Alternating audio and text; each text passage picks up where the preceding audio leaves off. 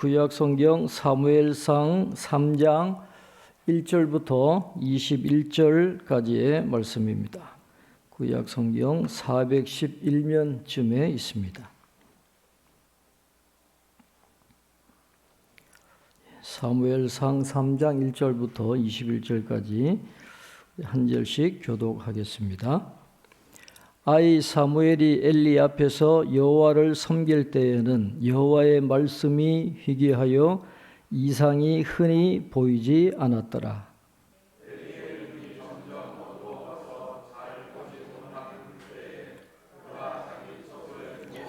하나님의 등불은 아직 꺼지지 아니하였으며 사무엘은 하나님의 궤에 있는 여호와의 전 안에 누웠더니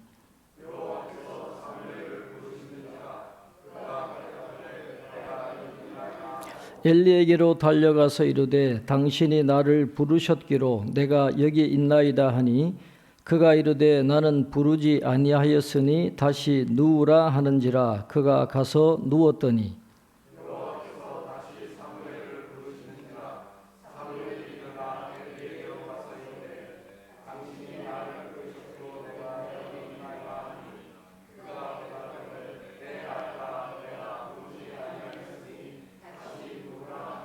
사무엘이 아직 여호와를 알지 못하고 여호와의 말씀도 아직 그에게 나타나지 아니한 때니라.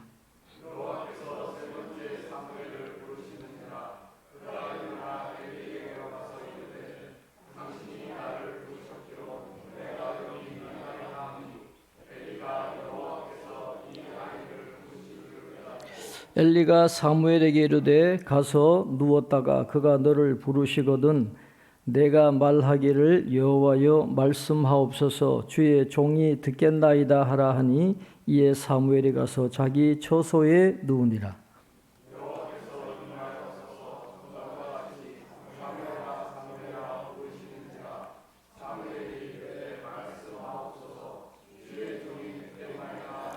여호와께서 사무엘에게 이르시되 보라 내가 이스라엘 중에 한 일을 행하리니 그것을 듣는 자마다 두 귀가 울리리라.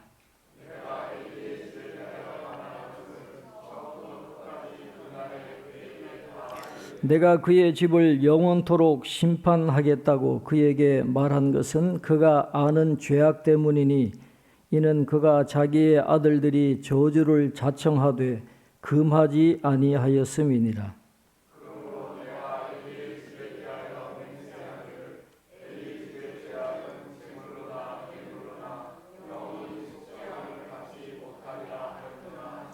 사무엘이 아침까지 누웠다가 여호와의 집에 문을 열었으나 그 이상을 엘리에게 알게 하기를 두려워하더니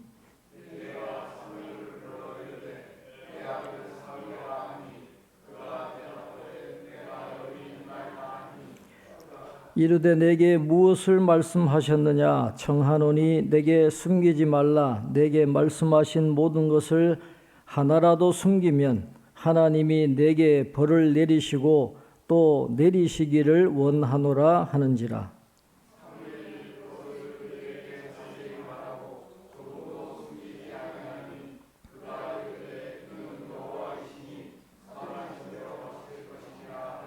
사무엘이 자라매 여호와께서 그와 함께 계셔서 그의 말이 하나도 땅에 떨어지지 않게 하시니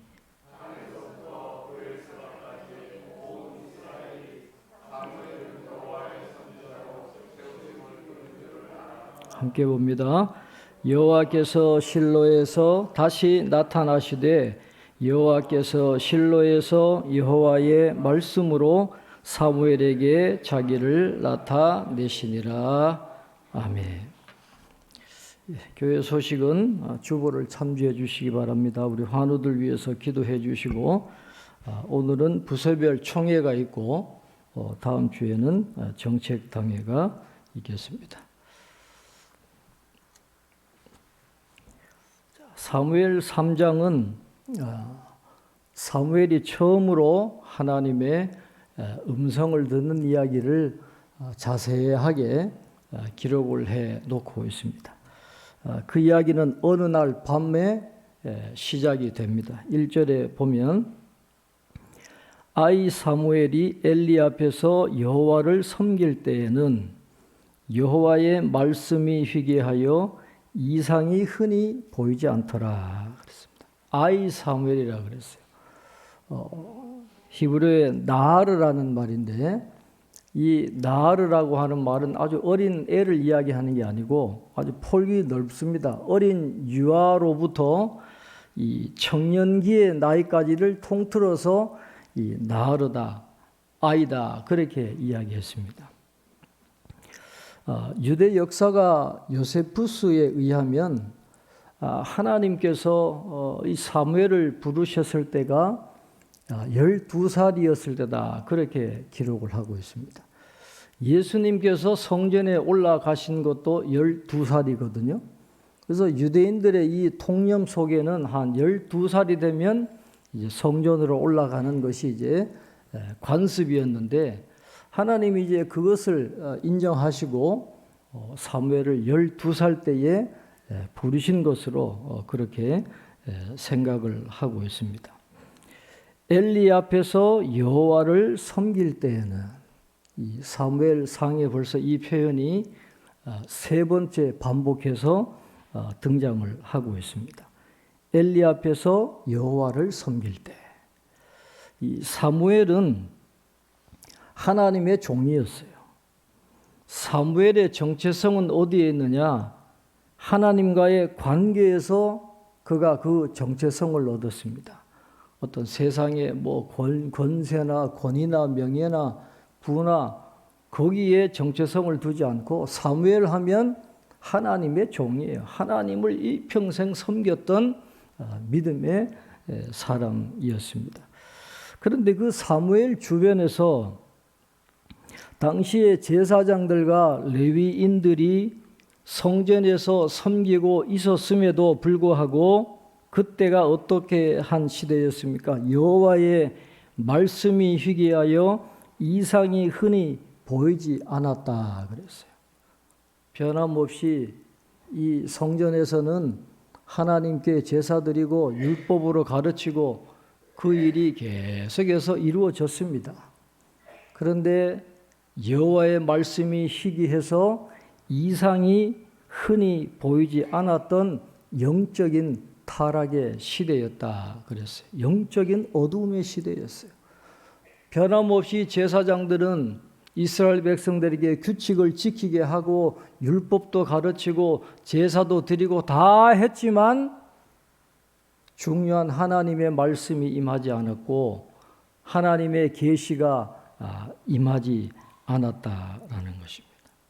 그냥 하나의 종교적인 기능만 수행했죠. 신약적인 표현으로는 경건의 모양은 있었지만은 경건의 능력이 없는 제사장들이나 레위인들이나 다 영적으로 타락한 어두운 시대였기 때문에 성전에서도 하나님의 말씀이 임하지 않고 이상이 희귀했던 그런 시대가 바로 사무엘이 하나님의 부름을 받았던 바로 그때였다라고 이야기합니다. 이상이라고 하는 말, 때로 성경에서는 환상으로 번역되기도 합니다만은 이거는 이 무의식 상태에서 황홀경에 빠져서 계시의 말씀을 듣는다, 그게 아니고 의식이 또렷해요. 자의식이 또렷한 가운데 이 초자연적으로 하나님의 계시의 말씀을 듣는, 바로 그것을 이상이다, 그렇게 이야기를 하고 있습니다. 이 세상에서는 비전이 없으면 리더가 될 수가 없죠. 리더는 비전을 제시를 해야 돼요. 그런데 그 비전에는 욕심이 들어갈 수 있잖아요. 세상의 욕심이 들어갈 수 있어요. 지금 트럼프가 다시 대통령이 되면서 온 세계가 촉각을 곤두세우고 있습니다. 마가 운동으로 됐잖아요. 마가 운동. 미국을 다시 위대하게. 이게 그의 비전이에요. 앞으로 많은 정책들이 그 비전에 따라서 이제 이루어지게 될 건데, 우리나라에도 어떤 영향을 미칠지 다 노심초사하고 있습니다. 대선 운동할 때 수많은 목사님들이 그에게 안수하면서 기도했어요. 트럼프. 이 종에게 하나님이 은혜를 주시고 하나님의 말씀을 듣고 하나님의 말씀대로 이 나라를 다스리도록 하나님 이 사람에게 복을 달라고 수많은 목사님들이 그를 위해서 기도했는데 과연 대통령이 된 그분이 자신의 그냥 세상적인 비전에 따라서 할지 아니면 하나님의 이상을 듣고 하나님의 말씀대로 정치를 할지 4년 동안 지켜봐야 되겠지만 그렇게 낙관적이지는 않을 것 같아요. 우리는 비전의 백성이 아닙니다. 우린 계시의 백성이고 언약의 백성이고 하나님의 이상을 따라가야 되는데 세상의 비전을 따라갈 때가 많아요.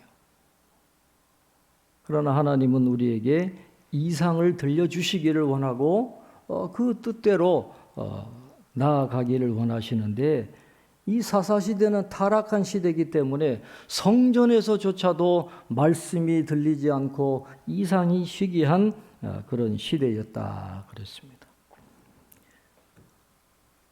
그래도 하나님은 그들을 포기하지 않았어요.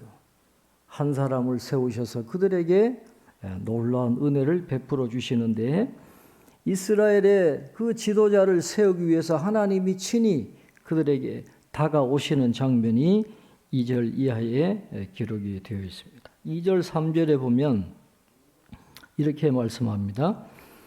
엘리의 눈이 점점 어두워가서 잘 보지 못하는 그때에 그가 자기 처소에 누웠고 하나님의 등불은 아직 꺼지지 아니하였으며 사무엘은 하나님의 궤에 있는 여호와의 전 안에 누웠더니 그랬습니다.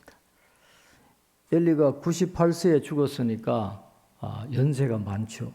눈도 잘 보이지 않고 거동도 불편한 그런 시대인데 자기 처소에 누워 잠을 잡니다. 3절에 보니까 하나님의 등불은 아직 꺼지지 않았다 그랬어요. 그러니까 이때가 아마 새벽이 완연히 날이 밝으면 하나님의 등불이 꺼지잖아요. 근데 아직 새벽이 되기 전에 아직 어두움이 이 땅에 덮여 있는 바로 그 시간입니다. 그때에 사무엘은 하나님의 궤에 있는 여호와의 전 안에 누웠다. 그렇게 이야기하고 있습니다. 자, 우리가 여기에서 한 가지 기억을 하고 이 말씀에 접근해야 될 것은 오늘 이 사무엘상에 나오는 이 여호와의 전 성전은 그 지성소하고 성소만 의미하는 게 아닙니다. 하나님의 궤가 있는 지성소가 있고 분향단이 있는 성소를 포함하는 이 성막 주위에 건물들이 있었을 것이다. 그렇게 생각합니다. 실로의 성막이 오래 있었거든요. 그래서 제사장 엘리나 그 당직 제사장들이 묵었을 건물도 있고 사무엘같이 평생 나실린으로 성전에서 봉사하는 사람들이 묵었을 건물이 있었을 것이고 또 회막의 문에서 수종드는 여인들이 생활하는 그런 거처도 다 있었을 거예요. 그 건물이라고 되어 있어요. 히브리어를 보면 건물들이 그 성막 주변에 다 있는 거죠. 그걸 전체적으로 다 여호와의 전이다. 그렇게 표현하는 거예요. 그래서 사무엘이 하나님의 궤에 있는 여호와의 전 안에 누웠다는 말은 지성소에서 누워 자는 게 아니에요. 그 전체 성막 안에 사무엘이 거처하는 그 숙소에서 이제 잠을 자고 있었다라는 것을 의미하는 것입니다. 성전에서 이제 잠을 자는 그 사무엘의 모습을 3절에서 이야기를 하고 있습니다. 그때 잠을 자는 사무엘을 하나님이 부르시는 거죠. 4절 5절에 보시면 여호와께서 사무엘을 부르시는지라 그가 대답하되 내가 여기 있나이다 하고 엘리에게로 달려가서 이르되 당신이 나를 부르셨기로 내가 여기 있나이다 하니 그가 이르되 나는 부르지 아니하였으니 다시 누우라 하는지라 그가 가서 누웠더니 그랬습니다. 사무엘아 하나님이 부르시니까 자기 이름을 부르는 소리를 듣고 엘리에게로 달려갔다. 그렇게 이야기를 하고 있어요.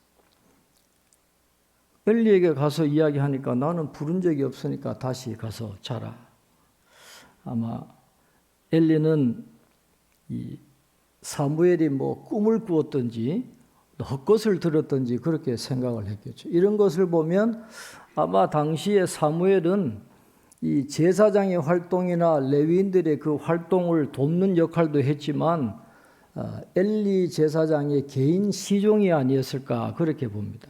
아마 개인적인 심부름도 하고 거동이 불편하고 눈이 보이지 않는 엘리를 옆에서 돕는 마치 모세를 여호수아가 도왔던 것처럼 그런 역할을 사무엘이 했던 것 같아요. 그러니까 사무엘이 부르니까 당연히 엘리 제사장이 부른 줄 알고 그 어두운 밤에 엘리를 찾아갔던 것입니다. 이런 일이 이제 3번이나 반복이 되는데 왜 이런 일이 있는지 7절에서 알려주고 있습니다. 7절 우리 한번 같이 읽겠습니다. 사무엘이 아직 여호와를 알지 못하고 여호와의 말씀도 아직 그에게 나타나지 아니한 때라 그랬습니다. 왜 3번이나 이런 일이 반복되어 일어나느냐? 하나님이 부르신 걸 깨닫지 못하고 왜 엘리에게로 돌아갔느냐?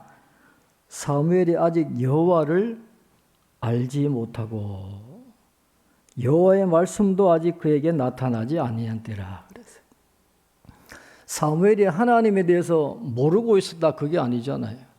성전에서 여호와를 섬겼기 때문에 성전에서 섬겼다라고 하는 말은 그냥 단순히 몸으로 봉사하는 그것만 한 게 아니라 엘리 제사장으로부터 말씀도 가르침을 받고 여러 가지 영적인 훈련을 받았다는 걸 전제로 하기 때문에 사무엘은 하나님을 알고 있었어요. 그러나 하나님에 대해서 지식적으로는 알았지만 여기서 알다라고 하는 말은 여러분 많이 들어보신 것처럼 야다라는 말이거든요. 이건 부부가 동침하는 그 동사예요. 친밀한 관계를 의미하는 거예요. 하나님에 대해서 지식적으로는 알고 있었지만은 친밀한 교제는 없었어요. 한 번도 하나님의 음성을 들어본다든지 하나님과 대면한다든지 하나님의 음성을 들었다든지 그런 경험이 전혀 없는 하나님과 개인적인 그런 교제가 없었기 때문에 하나님이 부르신다고는 생각조차 할 수 없었던 그런 이유 때문에 하나님의 부르심을 인지하지 못하고 계속해서 반복적으로 엘리에게 쫓아갔던 그 사무엘의 모습을 오늘 성경은 자세하게 가르쳐 주고 있습니다. 그래서 이제 3번째 사무엘이 오니까 그래도 엘리가 노쇠하고 좀 불편해도 제사장이고 사사잖아요. 직감적으로 그의 경험을 통해서 아는 거죠. 아, 하나님이 사무엘을 부르고 계시는구나. 그래서 이제 3번째 사무엘에 오니까 하나님이 너를 부르시는가 보다. 다시 너를 부르면 이렇게 이야기하라고 알려줍니다. 여호와여 말씀하옵소서 주의 종이 듣겠나이다. 그렇게 이야기하라고 하면서 사무엘을 돌려보내는 것입니다. 이제 하나님이 또다시 사무엘을 부르십니다. 자, 10절에 보시면 여호와께서 임하여 서서 전과 같이 사무엘아 사무엘아 부르시는지라. 사무엘이 이르되 말씀하옵소서 주의 종이 듣겠나이다 하니. 그렇게 이야기하고 있습니다. 여호와의 말씀이 들리지 않고 이상이 시기하던 바로 그 시대에 하나님의 말씀이 사무엘에게 주어지게 된 겁니다. 그냥 평생 성전에서 헌신했던 이 레위인이 드디어 선지자로 소명을 받게 되는 순간인데 이게 그의 개인 생애뿐만 아니라 이스라엘의 역사를 바꾸는 그런 전환점이 되게 되는 것입니다. 오늘 이 10절 말씀은 우리에게 굉장히 중요한 의미가 있습니다. 우리가 섬기는 하나님은 말씀하시는 하나님이에요. 하나님은 말씀하시는 하나님입니다. 하나님은 말씀으로 세상을 창조하셨어요. 예수님은 말씀이라 그랬어요. 말씀이신 예수님께서 이 땅에 오셔서 말씀하실 때 우리에게 구원이 임하고 치료가 임하게 되고 기적이 일어나게 되는 것입니다.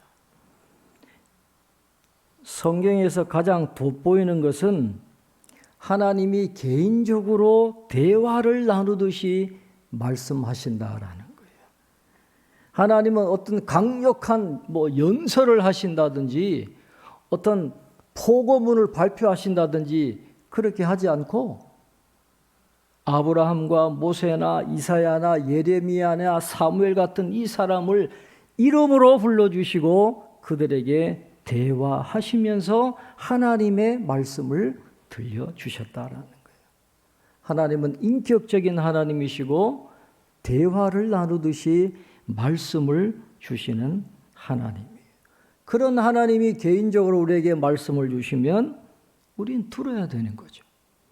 그래서 사무엘이 배운 대로 여호와여 말씀하옵소서 주의 종이 듣겠나이다. 그렇게 응답하는 모습이 나오고 있습니다. 11절에 보시면 여호와께서 사무엘에게 이르시되 보라 내가 이스라엘 중에 한 일을 행하리니 그것을 듣는 자마다 두 귀가 울리리라 그랬습니다. 그 말씀이 뭐예요? 엘리 집안을 심판하시겠다는 건데 너무너무 충격적인 내용이어가지고 그 소식을 듣는 사람이 귀가 멍멍할 정도가 되는 그런 충격적인 말씀을 지금 해 주시겠다라고 말씀을 하고 있습니다. 자, 12절부터 우리 14절 한번 같이 읽겠습니다. 12절 14절입니다. 내가 엘리의 집에 대하여 말한 것을 처음부터 끝까지 그날에 그에게 다 이루리라. 내가 그의 집을 영원토록 심판하겠다고 그에게 말한 것은 그가 아는 죄악 때문이니 이는 그가 자기의 아들들이 저주를 자청하되 금하지 아니하였음이니라. 그러므로 내가 엘리의 집에 대하여 맹세하기를 엘리 집의 죄악은 제물로나 예물로나 영원히 속죄함을 받지 못하리라 하였노라 하셨더라. 하나님이 맹세하셨다 그랬어요. 하나님이 맹세하신 말씀이기 때문에 이 엘리 집안에 대한 심판은 돌이킬 수가 없는 거예요.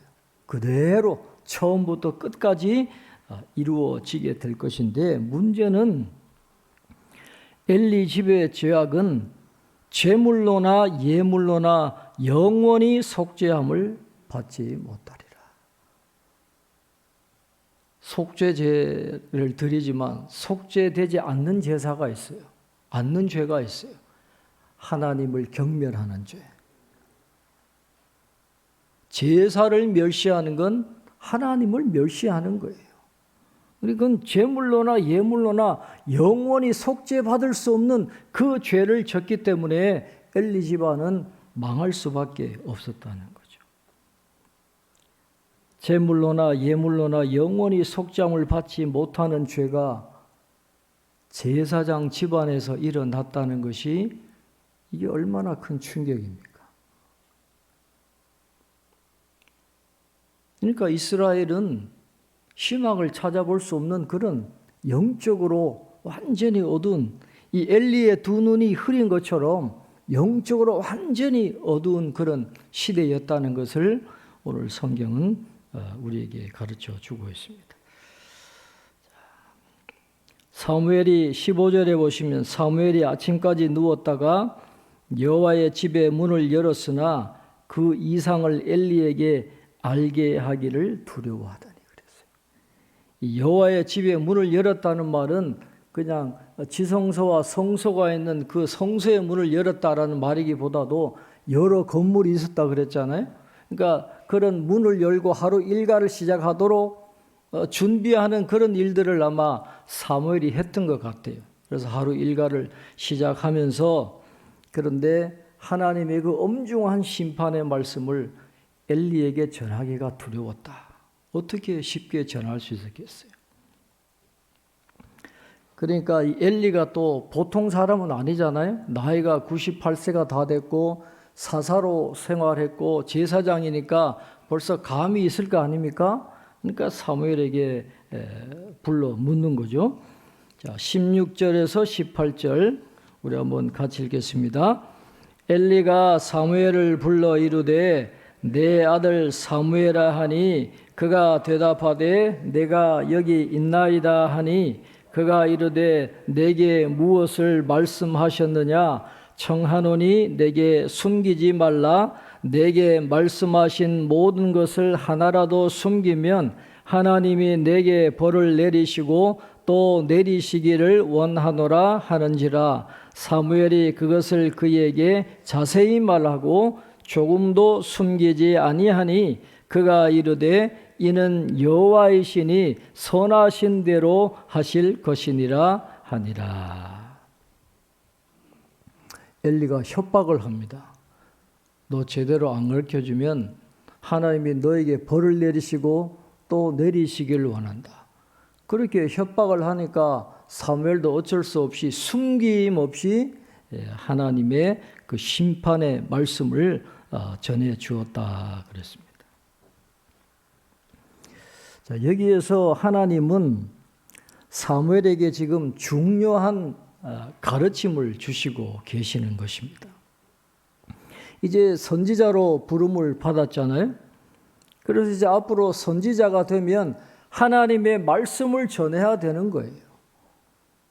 이스라엘 민족 전체를 향해서 전해야 될 때도 있고 이제 자기보다도 더 지위가 높은 사람에게도 하나님의 말씀을 전해야 될 때도 있는데 사무엘이 분명히 깨달아야 될 것은 아무리 인간의 지위가 높아도 더 지위가 높은 분이 계시다라고 하는 것을 사무엘은 분명히 알고 있어야 돼요.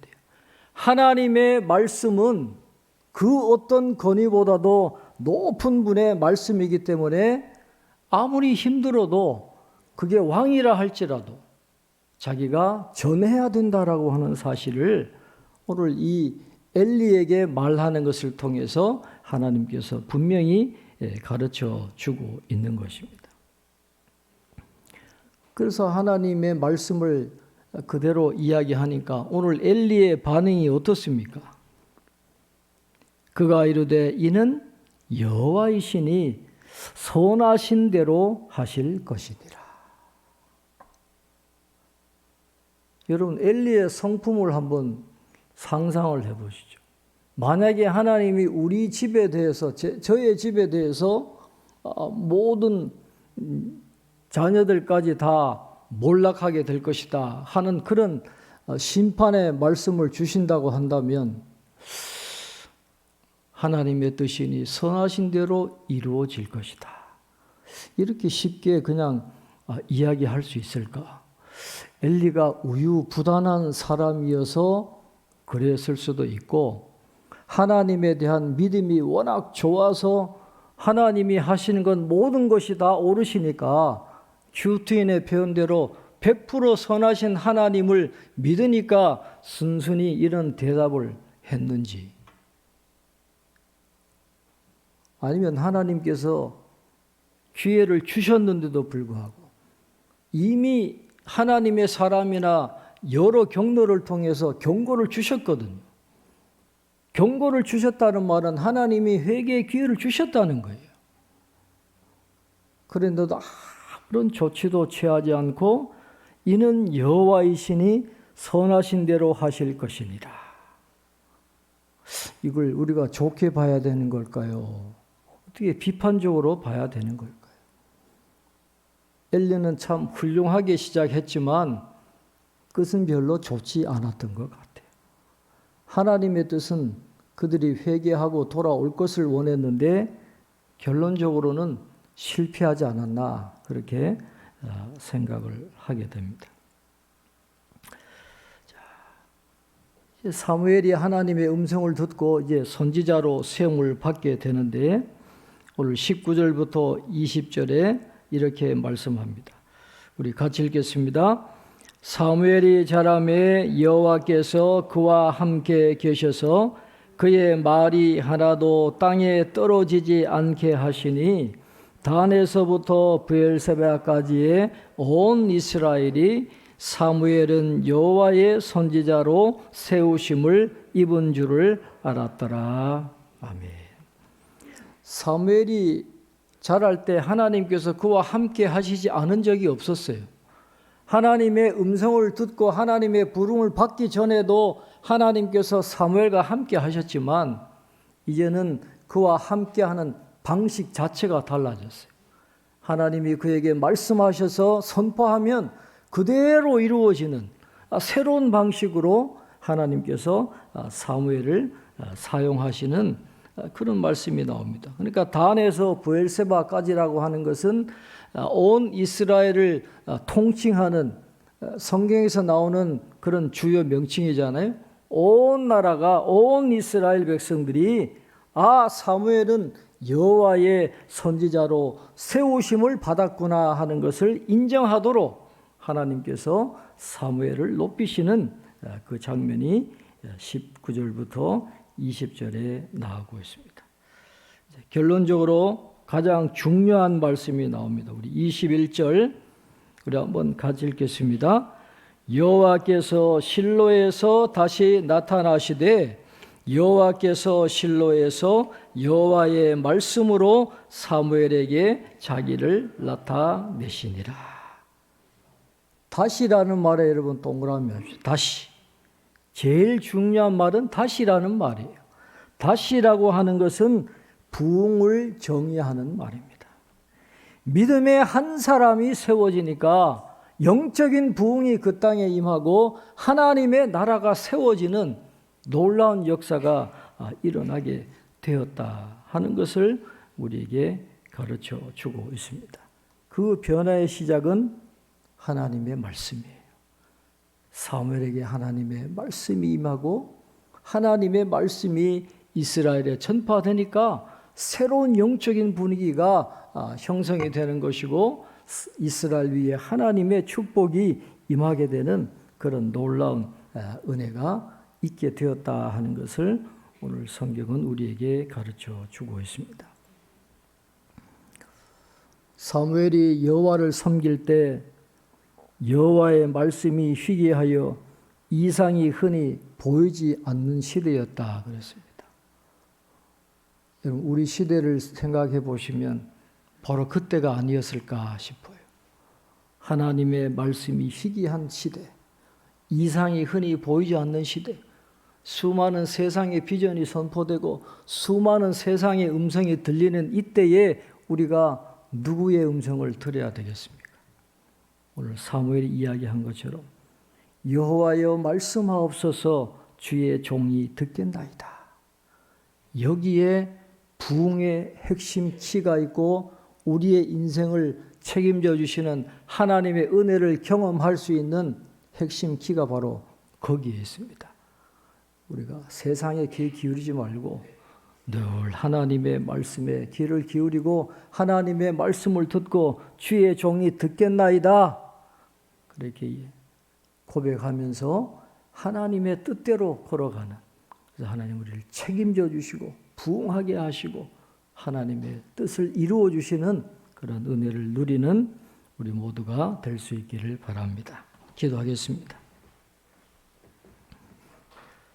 하나님 아버지, 여호와의 말씀이 들리지 않고 이상이 흔치 않았던 사사시대의 타락상에도 하나님께서 믿음의 사람 사무엘을 세우시고 그에게 말씀을 허락해 주셔서 새로운 부흥이 이스라엘에 임하게 하신 것을 오늘 말씀을 통해서 다시 한번 읽고 묵상하고 또 배우게 하심을 감사합니다. 오늘 우리가 살아가는 이 시대도 여호와의 말씀이 희귀하여 이상이 흔히 보이지 않는 그런 시대입니다. 세상에 수많은 음성들이 들려오지만 우리는 거기에 귀 기울이지 않고 사무엘의 고백처럼 여호와여 말씀하옵소서. 주의 종이 듣겠나이다. 이런 믿음의 고백을 가지고 늘 하나님의 말씀을 가까이 하고 말씀을 듣고 또 그대로 믿으면서 하나님의 뜻을 이루어 드리는 가운데 하나님이 예비하신 놀라운 은총을 경험하며 살아가는 저희들이 다 될 수 있도록 축복해 주시옵소서. 감사하고 예수님의 이름으로 기도하옵나이다. 아멘.